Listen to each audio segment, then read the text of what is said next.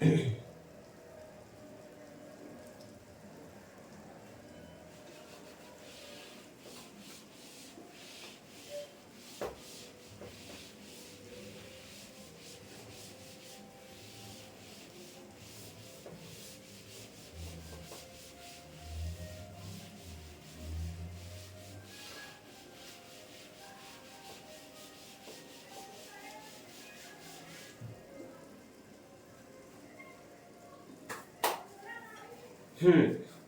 तो B com first year में स्वागत है आप सभी का इंडिया स्वेप्टी में।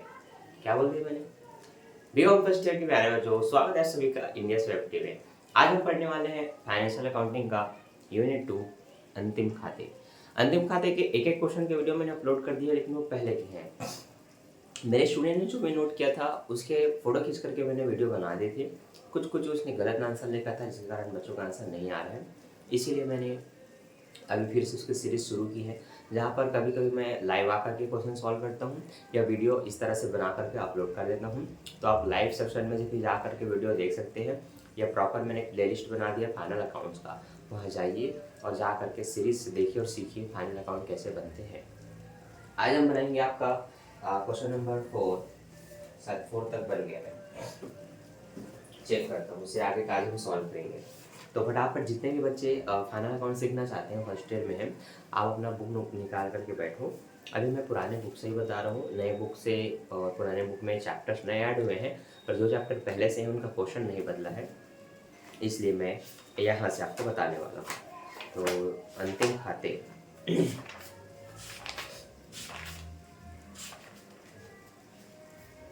ठीक,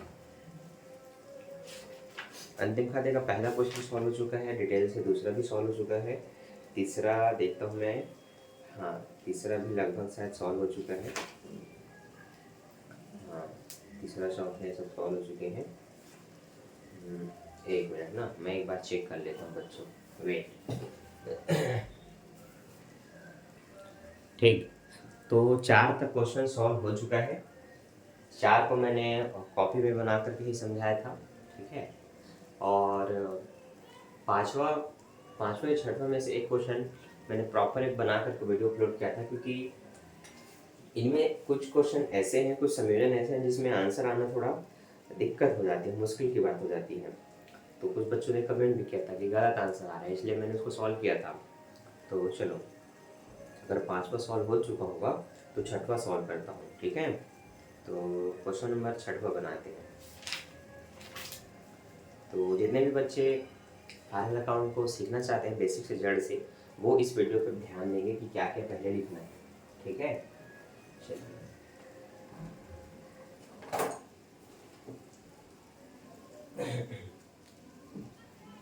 देखो सबसे पहले फाइनल अकाउंट जब भी बनाएंगे तो कॉलम होता है व्यापार एवं लाभ हानि खाते का, ठीक है। तो एक साथ आप लिखते हैं, पहले लिख लें यहाँ पर क्वेश्चन नंबर 5 को आप सॉल्व कर रहे हैं। खाते का नाम है व्यापार एवं लाभ हानि खाता, ठीक है। जिसका प्रारूप भी बड़ा सा आंसर है, इस तरह से विवरण, राशि, विवरण और ये राशि। मैं ज़्यादा जगह नहीं लूँगा क्योंकि कुछ संयोजन करके दिखाने होते हैं, इसलिए इतना इतना का जो जगह है, इतना हिस्सा जो है इसको मैंने फ्री छोड़ा हुआ है, ताकि कोई भी जब मैं डिस्काउंट वगैरह निकालूँ तो वहाँ पर निकालूँ, ठीक है। अब जब से लगातार पानी गिर रहा है, मौसम से मैं प्रभावित हो चुका हूँ, सर्दी वर्दी हो चुकी है, थोड़ी समस्याओं का सामना करना पड़ रहा है, ठीक है। तो देखो, बुक निकाल करके बैठो और इस तरह से जो पूरा क्वेश्चन है, कई बच्चों के पास बुक नहीं होता है, इसलिए मैं क्वेश्चन पहले दिखाता हूँ। तो एक बार क्वेश्चन दिखा दूँ, ठीक है। क्लियर हो जा, हाँ हो गया, ठीक। देखो बच्चों, क्वेश्चन नंबर 6 कुछ इस तरह से है। इसमें प्रारंभिक रहतिया है 14,500 का, क्रय है 76,245 का, आगत वाहन वह है 1700 का, और इसके बाद अशोध ऋण वगैरह ये आपको लाभ हानि में लिखना होता है। तो व्यापार खाते कितनी ही चीज़ें हैं, फिर है चालान पर प्रेषित माल विक्रय है, चालान पर लाभ है, और नीचे आपको मिलता है अंतिम स्कंद, ठीक है। इन्हीं सभी को हम पहले लिखते हैं और हमारे खाते को हम कंप्लीट करते हैं। तो ये मैं लिख रहा हूँ प्रारंभिक स्कंद, प्रारंभिक स्कंद कितने का है? 14,500 का। तो प्रारंभिक स्कंद 14,500 लिख दिया मैंने, ठीक है। सबसे पहले आपको व्यापार खाते में ही लिखना है प्रारंभिक स्कंद, और इंग्लिश मीडियम के बच्चों को भी मैंने लिखाया तो आपने देखा होगा, वो है ओपनिंग स्टॉक। तो आप ओपनिंग स्टॉक करके इसको लिख लेंगे। हाँ, इसके नीचे हम क्रय लिखेंगे। क्रय में वापसी घटाया जाता है, तो वापसी है कि नहीं एक बार संयोजन को मैं पढ़ता हूँ, स्पष्ट रूप से ऊपर में तो नहीं दिया है ना। तो रहतिया है, पूंजी पर ब्याज है, धनपत्र आय का लड़का प्रबंध में भाग लेता है, वेतन मिलता है उसे, आहरण की देनदार पर छूट है, लेनदार पर छूट है, पर हटाता है।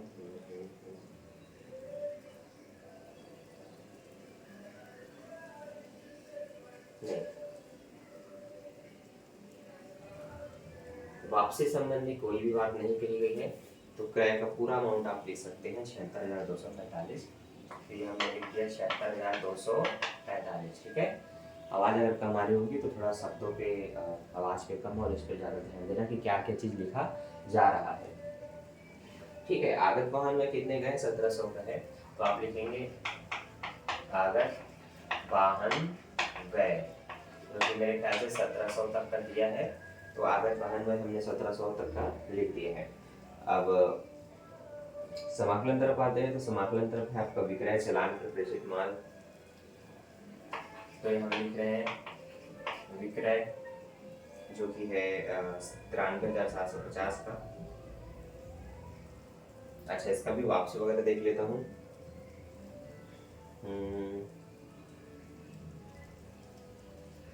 ठीक है, विक्रय वापसी संबंधी भी कुछ भी प्रावधान नहीं दिया है,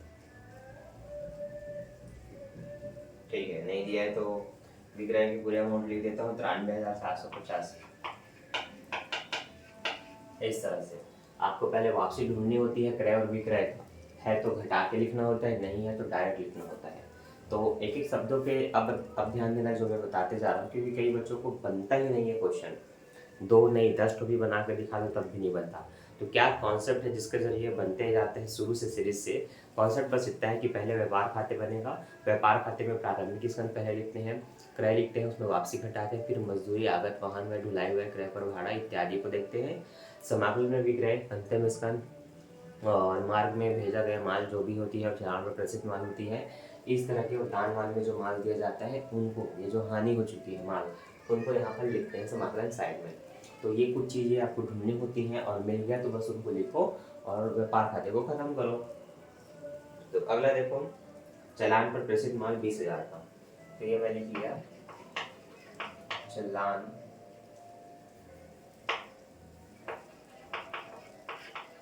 पर प्रसिद्ध माल 20,000 का, ठीक। और 250 रुपये माल दान में दिया, जिसका पुस्तकों में कोई लेखन नहीं है, तो 250 रुपये का वो लिखेंगे ना।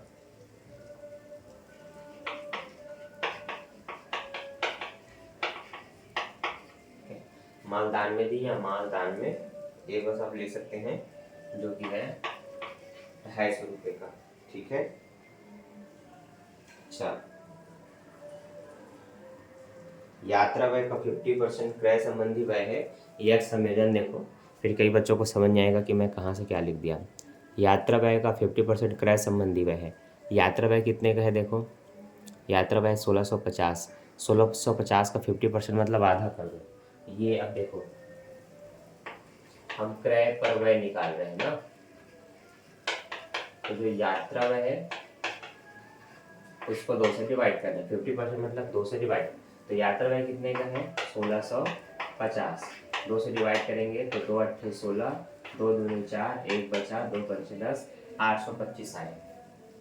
तो यहाँ पे लिख सकते हो क्रय पर व्यय 825, ठीक है।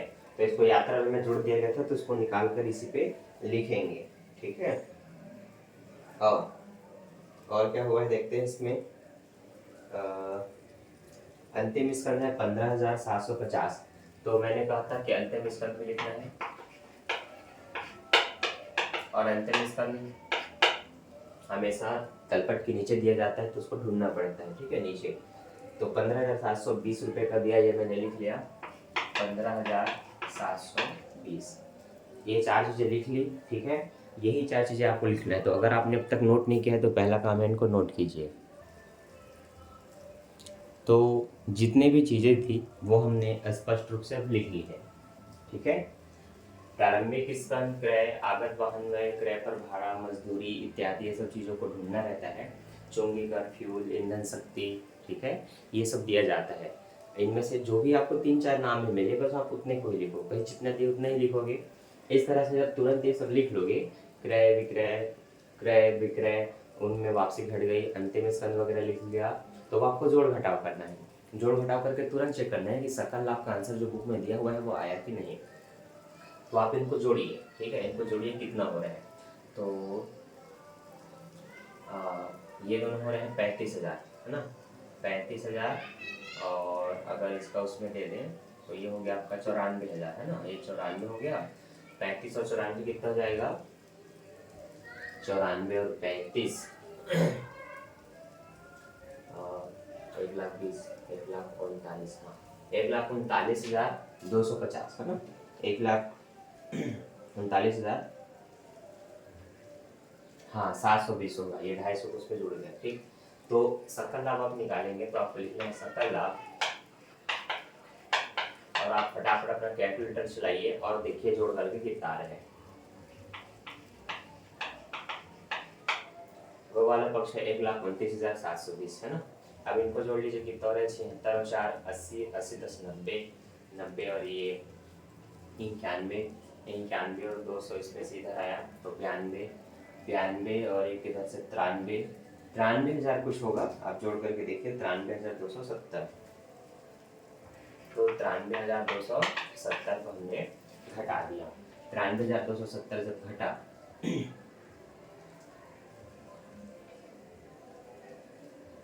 तो यहाँ पर आपका आएगा 36,450। तो ये जो 36,450 है यही आपका सकल लाभ, ठीक है।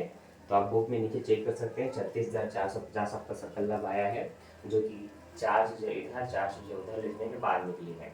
अब यहाँ से ऐसे लाइन खींच करके डबल लाइन से इस वाले अमाउंट को क्लोज कर देंगे, क्योंकि दोनों पक्ष में उस तरफ का अमाउंट ज़्यादा है, लाभ ज़्यादा है, सकल लाभ। तो आपका टोटल जो समाकलन पक्ष है वो है 1,29,720। यहाँ भी लिखा हमने 1,29,720, ठीक है, ये हमने लिख लिया, आपने स्पष्ट रूप से देखा। ऐसे निकालते हैं सकल लाभ, तो फटाफट आप लोग भी सकल लाभ निकालिए, ठीक है। आगे देखते हैं। इसके बाद हमें व्यापार खाते के बाद लाभ हानि खातों में जो भी लिखना है उसकी शुरुआत करते हैं। पर कई बच्चों को डाउट रहता है कि उसकी शुरुआत कहाँ से होती है। चलो इसका तो आपने बता दिया कि प्रारंभिक स्कंद या क्रय वगैरह से स्टार्ट होगी, उसका कैसे होगा। तो देखो, जब आप इन मदों को सबसे पहले ढूंढते हैं तो ये टॉप में ही दिए रहते हैं, प्रारंभिक स्कंद, क्रय, मजदूरी इत्यादि। लेकिन इन सब के तुरंत बाद जैसे ही अशुद्ध ऋण, वेतन, किराया, यात्रा व्यय, सामान्य व्यय, ऐसे कोई भी व्यय स्टार्ट हुए, इनसे इनके बीच में नहीं देता, इनके बाद में देता है। तो इनके बाद से जो भी खर्च शुरू हो गए वहां से समझ लो आपकी लाभ हानि खाता शुरू हो जाती है। तो हम आपको पुस्तक में दिखाते हैं ताकि हमने जो कहा उसका आपको प्रमाण दे सके। यहाँ पर आप देखेंगे कि ये सब व्यापार संबंधित थे, लेकिन जहाँ से अशुद्ध ऋण शुरू हुआ ये पूरे लाभ हानि के मदे को देने लगा। अशुद्ध ऋण, किराया, यात्रा व्यय, कटौती, व्यापारिक वेतन, व्यापारिक व्यय, वेतन, बैंक व्यय, या हानि, विज्ञापन, विविध व्यय, यहाँ तक, यहाँ से लेकर यहाँ तक कि पूरे लाभ हानि के हैं। अब यहाँ से क्यों नहीं है, तो यहाँ से संपत्ति शुरू हो गई, आहरण, भवन, फर्नीचर, ये सब संपत्ति हो गई।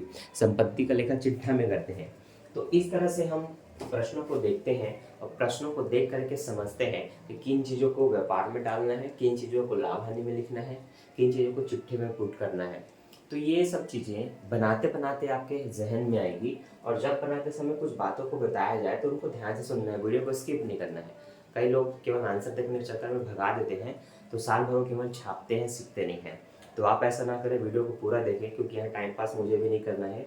अब मेरे पास सुबह 6 बजे से लेकर के 12 बजे तक के टाइम होती है, जिसमें मैं ऑफलाइन क्लास देता हूँ।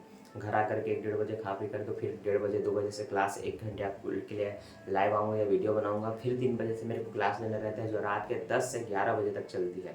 10 बजे तक ऑफलाइन क्लास चलती है, 10:20 या 10:10 से ऑनलाइन क्लास लेता हूँ बीकॉम सेकेंड ईयर का स्टैटिक्स का। तो इस समय मुझे इस पूरे दिनचर्या में मेरे पास समय नहीं होता।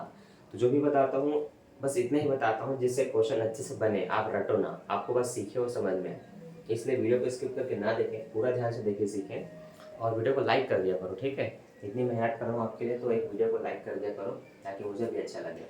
अब अशुद्ध ऋण से शुरू हुआ है, तो अशुद्ध ऋण किराया कर, यात्रा व्यय, दत्त कटौती, व्यापारिक व्यय, वेतन, बैंक व्यय और संयुक्त उपकरण पर हानि, विज्ञापन व्यय और विविध व्यय, यहाँ तक के खर्चों को फटाफट लिखना है लाइन से यहाँ पर। लेकिन लेकिन लेकिन लेकिन जो भी संयोजन होते हैं यहीं पर इनका ज़्यादातर काम होता है। जैसे कि यात्रा व्यय भले दिया था 1650, लेकिन उसके 50% क्रय संबंधी व्यय थे तो वो कम हो गए।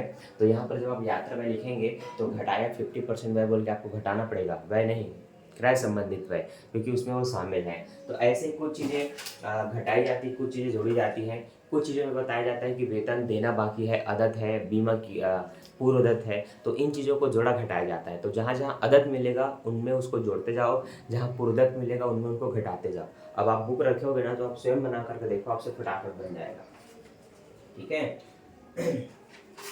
बाकी देखो, ऐसा नहीं है कि मैं आपको बताऊंगा नहीं, हम आपको बताएंगे। अशुद्ध ऋण से ही स्टार्ट करते हैं, ठीक है। तो चलो, याद रहे 18,540 आपको उत्तर आना चाहिए दोनों पक्षों को घटा के। तो सबसे पहले है अशुद्ध ऋण, ठीक है। अशुद्ध ऋण कितने का दिया बच्चों? अशुद्ध ऋण है 950 का,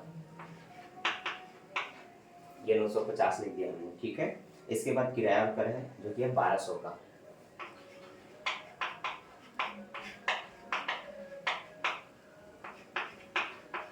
ये, ठीक है। इसके बाद है यात्रा व्यय। तो यात्रा व्यय मैंने कहा था घटा के लिखना है, तो यात्रा व्यय आप लिखेंगे 1650। तो इसमें लिखेंगे क्रय संबंधी व्यय 825, तो कितना आएगा? 825 ही आएगा, 825 ही आएगा, क्योंकि आधा क्रय का था तो आधा व्यय का होगा, यात्रा व्यय का। तो ये ऐसे लिखना है, ठीक है। तो ये चीजें आपको ध्यान रखनी है। इसके बाद है आपका दत्त कटौती, ठीक है। दत्त कटौती मतलब कटौती दे दिया आपने, तो दत्त कटौती, दत्त कटौती का अमाउंट कितना है? 486 रुपये है। ये 486 रुपये का आपने कटौती दे दिया, ठीक है। इसके बाद है व्यापारिक व्यय 2100 रुपये का। तो व्यापारिक व्यय ये हमने लिख दिया 2100। इस पे एक संयोजन है, आप नीचे आकर के संयोजन सेक्शन को देखेंगे तो आपको मिलेगा एक संयोजन, ठीक है। क्या मिलेगा देखो,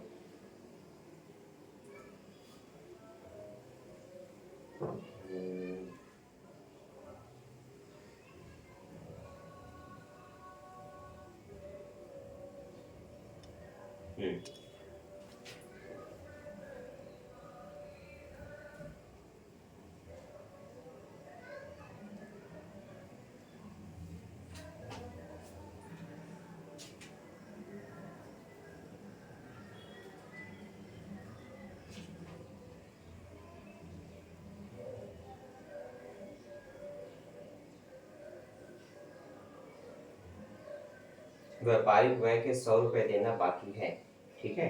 वेतन के और व्यापारिक व्यय के 100 रुपये देना बाकी है। तो वेतन का 360 है और व्यापारिक व्यय का 100 रुपये है। तो ये आपको मिलेगा, ध्यान से देखो, एकदम छोटे छोटे करके एक साथ भर देते हैं उसको, अलग अलग पॉइंट करके नहीं देता, बस बीच में लिख देते हैं 1 2 3, तो दिक्कत होती है, देख लो। अदत्त प्लस 100 रुपये, तो जब भी अदत्त होगा जोड़ना है, और जोड़ने के बाद जो आएगा उसको इस तरह से लिखना है। 2100 में 100 जोड़ेंगे तो 2200 हो जाएगा, इसलिए मैंने 2200 लिखा, ठीक है। अगला खर्च क्या है वो देखो, अगला खर्च है वेतन, जो कि 6840, ठीक है। इसमें धनपत राय का वेतन भी निकालना है और अदद वेतन को भी जोड़ना है, ठीक है। तो 2-3 चीजें इसमें शामिल होगी, तो ये थोड़ा सा लंबा हो जाता है, ठीक है। सामान्य वेतन 6,845 है ना, और 40 है, ये इतना। अब इसमें धनपत राय को मासिक वेतन देना है कितना, 250 रुपये।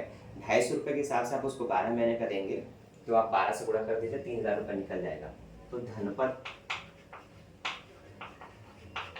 राय का 3,000 रुपये प्लस लिख लेना ऐसे। फिर है अदत्त वेतन, कितना है, 360, ठीक है। तो इन तीनों को जोड़ करके जो आएगा ना उनको आपको लिखना है, ठीक है। तो तीनों को जोड़ेंगे तो ये आपका होगा जाएगा टोटल 6 3 9,000, 9 1 10,100 है ना। तो 10,200 होगा, तो यहाँ पर आप लिख लेंगे 10,200। अब इस तरह से अगला जो खर्च है वो है आपका बैंक व्यय, जो कि 184 रुपये का है। तो यहाँ पर मैं लिखूंगा बैंक व्यय,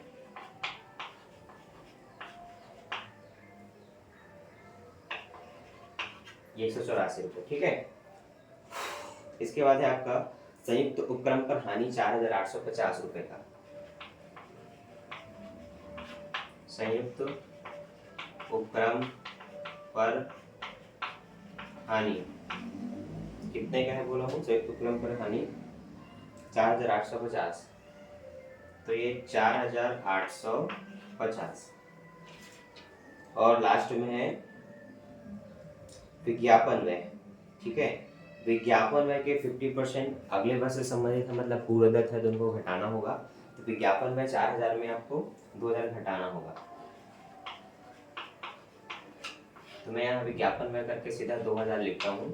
आपको क्या करना है, यहाँ 4,000 लिखना है, नीचे बताओगे पूर्वदत्त ये 50% अगले वर्ष का, और इसको माइनस करके जो 2,000 आएगा उसको लिखना है, ठीक है। तो इतना कर लेना, ठीक है। और इस तरह से मैं आपके लिए नोट्स पूरा तैयार करके रखा हूँ, पूरा नोट्स, ठीक है, जिसमें एक एक क्वेश्चन बने हैं और जो भी संयोजन होते हैं वो इस तरह से उल्टे रूप में मैं ऐसे लिख देता हूँ ताकि आप बाद में सीधा करके देख लो इस तरह से। तो ये नोट्स आपके लिए मैंने तैयार किया है। एक चैप्टर्स में लगभग 30 29 40 25 क्वेश्चन होते हैं। तो मैंने एक चैप्टर्स के जितने भी क्वेश्चन बनाए हैं, ठीक है, तो उसकी PDF की जो प्राइस रखी है वो मात्र 29 रुपये रखी है। आप लोगों को वीडियो देखना है, तरीका सीखना है कि बनता कैसे है, और खुद से मेहनत करके बनाना है। बाय डिफॉल्ट आपको एक क्वेश्चन का आंसर नहीं आता, कुछ जगह छूट जाता है, कोई दिक्कत नहीं, आप PDF बाय कर सकते हैं मात्र 29 रुपये में। और आपको पूरे इंपॉर्टेंट चैप्टर्स की PDF एक साथ चाहिए तो उसके लिए 999 आपको पे करना पड़ेगा, ठीक है। तो इंस्टाग्राम में मुझे फॉलो कर लो या मेरे दिए गए नंबर 6261618289 पे मुझे व्हाट्सअप करो, आपको PDF मिल जाएगा, ठीक है। चलो आगे बढ़ते हैं। इसके बाद और कौन सा है ये देखते हैं। तो इसके बाद जो है वो है विविध व्यय, जो कि 355। तो बाकी व्यय को लिखने के लिए यहाँ पर जगह नहीं है, तो अब मैं टॉप से वहाँ पर लिखता हूँ क्रम से, ठीक है। तो याद रहे व्यय के लिए और इधर जगह नहीं है, तो मैं यहाँ से लिखना स्टार्ट करता हूँ। देखो अब है आपको विविध व्यय,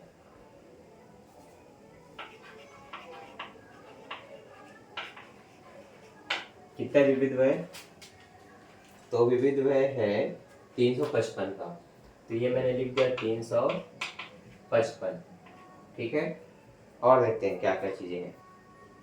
हाँ, तो जब समस्त खर्चे जो लाइन से दिए हुए होते हैं जब वो खत्म हो जाए, जैसे कि आहरण वगैरह शुरू हो गया था, उसके बाद क्या करना है, फिर से नीचे संयोजन में जाना है, एडजस्टमेंट में जाना है और देखना है कि भवन पर कितना ह्रास का है, लेनदारों पर कितना छूट है, देनदारों पर कितना छूट है, फर्नीचर पर कितनी ह्रास है, मशीन पर कितनी ह्रास है, पूंजी पर ब्याज बोला है कि नहीं। ये जो भी संयोजन होते हैं वो आपके लिए हानि होती है, चाहे संपत्ति पर कमी हो चाहे पूंजी पर ब्याज हो, इन सभी को उठा करके आप यहाँ पर लिखते हैं विगलन साइड में। तो देखो लाइन से मैं लिख रहा हूँ और आपको भी उसी तरह से लाइन से नोट करना है। जहाँ पर निकालने की कार्यविधि नोट करनी होगी, आप एक पेज में पूरी कार्यविधि नोट कर सकते हैं, जैसे कि मैं आपको बताया था अभी, ठीक है। तो आपको क्या करना है, पूंजी पर ब्याज निकालना है। अब देखो पूंजी कितने का है, प्रश्न में पूंजी है 60,000 का, 60,000 का 5% निकालो तो 6 पंचे 30 निकल जाएगा। 60,000 का 2 जीरो कटा, 6 पंचे 30 और 2 जीरो पहले से है, तो आप कहेंगे पूंजी पर ब्याज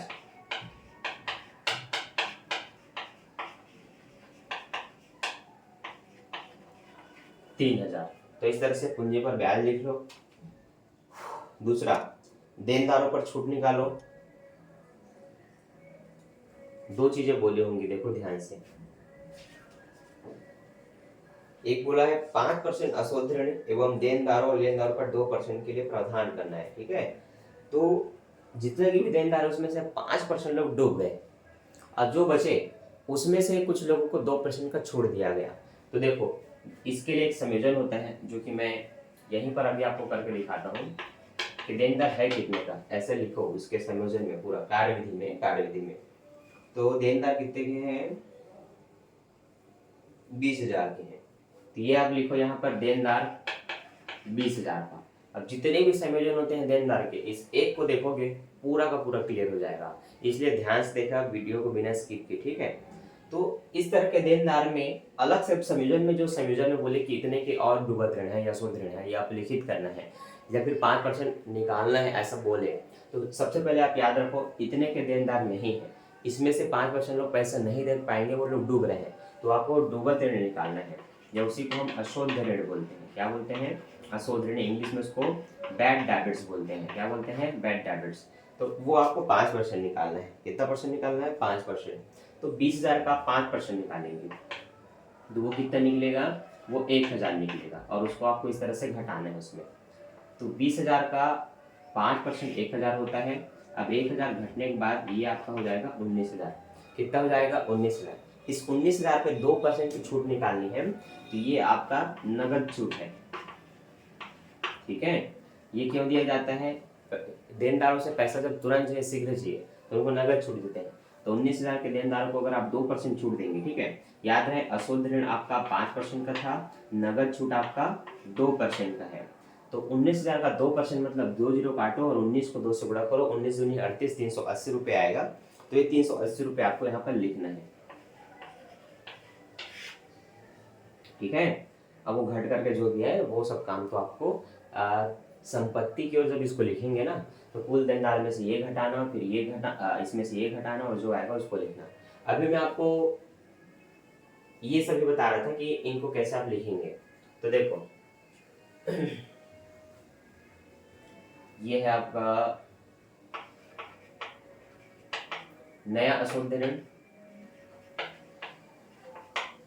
ठीक, 1,000 का, और यह देनदारों पर छूट 380। तो ये इस तरह से लिख लेंगे, ठीक है।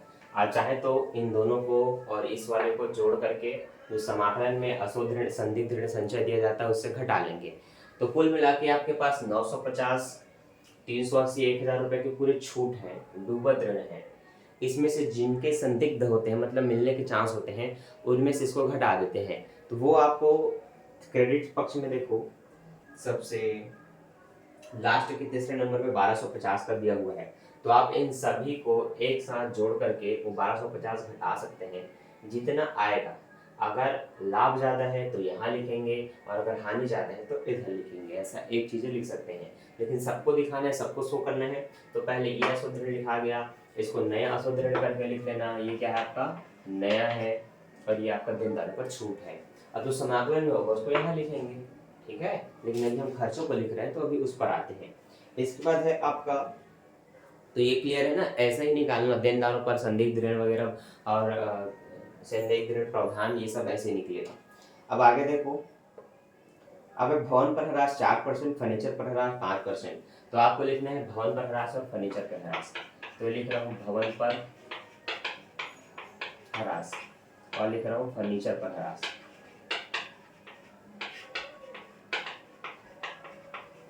ठीक।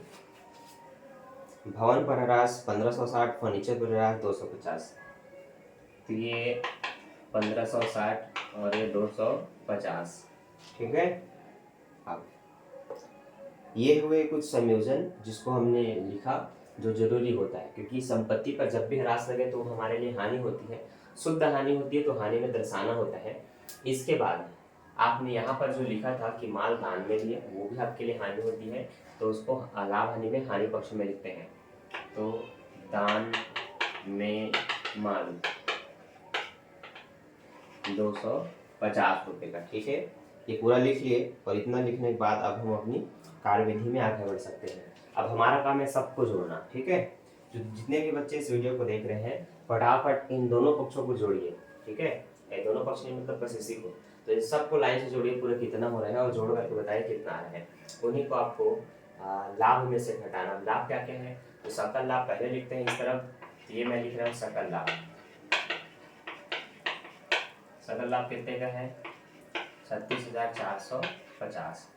और इसमें क्या लाभ होता है, असंदिग्ध ऋण प्रावधान।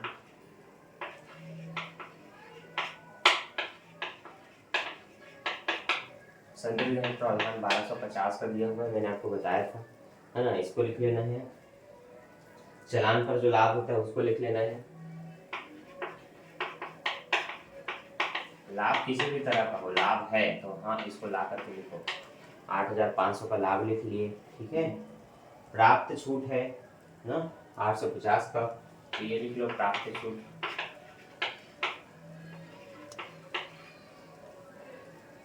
और प्राप्त छूट के बाद क्या है, प्राप्त कमीशन 750।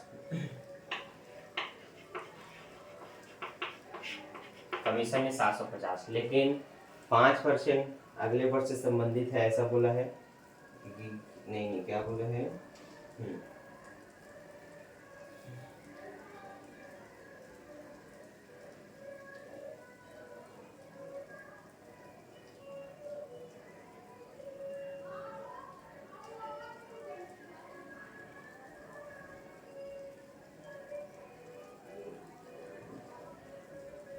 कमीशन के 150 रुपये उपार्जित है ना। 150 रुपये उपार्जित होते हैं, मतलब मिलने वाला है, और जो मिलने वाला होता है उसको मिलने के आसन में जोड़ देते हैं, तो उपार्जित मतलब मिलना निश्चित है। 150 रुपये जोड़ दो तो ये दोनों मिला के 800 एक 900 हो जाएंगे, तो 900 की एंट्री कर दो, ठीक है, 900 रुपये। इसके बाद और क्या है, 1 2 3 4 5 6 लेनदारों पर छूट आपके लिए लाभ होता है, क्योंकि लेनदारों पर छूट ना हो तो पूरा पैसा उनको देना पड़ता है, लेकिन उनसे कुछ भी छूट मिल जाए तो वो आपके लिए प्रॉफिट हो जाता है। तो 2% के लेनदारों पर छूट है, और लेनदार है कितने के, समाकलन पक्ष में देखो ये विकलन में दिया होगा, समाकलन में 14,000 का दिया है।